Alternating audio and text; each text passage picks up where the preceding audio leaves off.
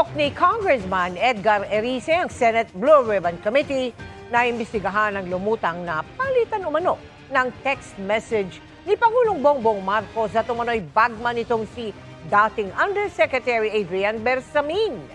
Sinagot din niya kung bakit ngayon lang inilabas ang naturang impormasyon, kung kailan nabasura na ang mga impeachment complaint laban sa Pangulo.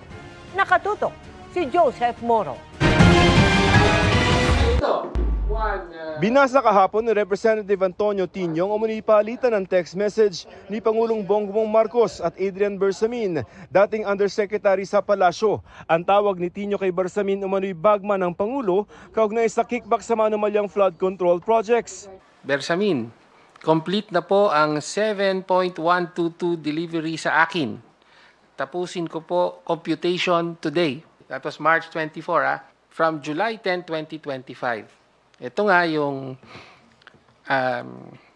nagpapaabot si Bersamin na meron pong cash delivery.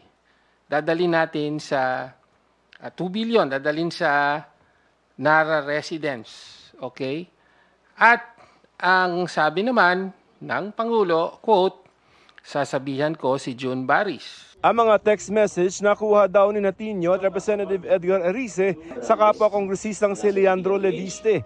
Bukod sa umunay 2 bilyong pisong ipinaalam ni Bersamin sa Pangulo na na-deliver na, may ledger din daw ng mga pumapasok na pera si Bersamin noong 1 taon at panahon ng kampanya ng grupong alyansa ng Pangulo. Si Erice hinimok ngayon ng Senate Blue Ribbon Committee na imbestigahan ang umunay palitan ng text messages. Did you believe that it was the President's number? Well, siguro dapat imbestigahan kasi yung details medyo talagang mahirap It's so detailed na meron ding mga conversations that hindi naman tungkol sa pera. Yung iba para tungkol sa mga national issues. Pwede ba yung tayuan nyo na parang si Presidente talaga yung kausap or hindi? Ay, syempre hindi. It would take syempre investigation. Pero ang ipinagtataka raw ni Erice, Nakikita naman natin after naming si Senator Lacson, after naming the Bersamins, hindi niya pinatawag sa Blue Ribbon. Why? Bakit laging humihinto? Doon ako nagtataka Even in the ICI, di ba? hinihingan namin ng reaksyon dito si Senate Blue Ribbon Committee Chair Ping Lacson. Dagdag ni Erice, sayang nga daw at naibasura ng impeachment complaint laban sa Pangulo sa Kamara. Pero bakit ngayon lamang ito inilulutang? Tinanong ko rin niya kay Congressman Libiste, bakit ngayon niyo lang binigay kung kailan halos huli na? Sabi niya kasi nag-aalanganin kasi sila noon. Kasi baka parang napaka powerful nung kanilang binabangga. In fact, they tried to sabi nga na nakipag-usap sa isang bishop, ang payo sa kanila wag na ilabas.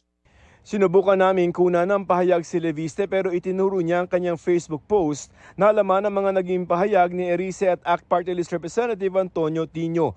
Hinihingan namin ng tugon dito ang Malacanang pero nauna na itong sinabi na wala raw katotohanan ang mga ibinabato sa Pangulo. Para sa GMA Integrated News, Joseph Morong, Nakatutok 24 Oras. Bago pa ang alegasyong kapalitan umano siya ng text message ng Pangulo ukol sa kickback sa flood control projects, binanggit na rin si dating Undersecretary Adrian Bersamin ni dating Congressman Zaldico. Si Bersamin umano ang nagkumpirma kay Ko na utos ng Pangulo na magsingit ng 100 billion pesos sa 2025 budget. Nakatutok si Ivan Mayrina. Muling lumutang ang pangalan ni dating Undersecretary Adrian Bersamin, apo sa pamangkin ni dating Executive Secretary Lucas Bersamin, sa usapin ng pagkakasangkot umano ng Pangulo sa katiwalian. Pagbubunyag ni ACT Teachers Party List Representative Antonio Tinyo, nakita umano niya ang record sa palitan ng mensahe sa pagitan ng Pangulo at ng nakababatang Bersamin sa pagitan ng December 2024 at July 2025. Batay umano rito, tumanggap ang Pangulo ng kickback mula sa mga maanomalyang flood control project. Agosto ng 2023 na magsilbi sa Governing Board ng Manila International Airport Authority o MIAA si Assistant Secretary Adrian Bersamin. July 2025, nang italaga siya bilang Undersecretary at Hepe ng Presidential Legislative Liaison Office o PLLO. Ilang araw lang yan bago ang ika-4 na State of the Nation address ng Pangulo Mahiya naman kayo. na nagpagulong sa investigasyon sa flood control scandal.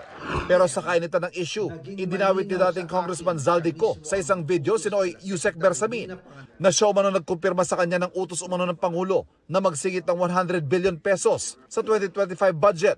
Nagbigay pa nga umano si Bersamin ng listahan ng mga proyekto na galing umano mismo sa Pangulo. Pero ayon kay Senador Panfilo Lacson, base naman anya sa salaysay sa kanya ni DPWH Undersecretary Roberto Bernardo, ginamit lang ang pangalan ng Pangulo rito.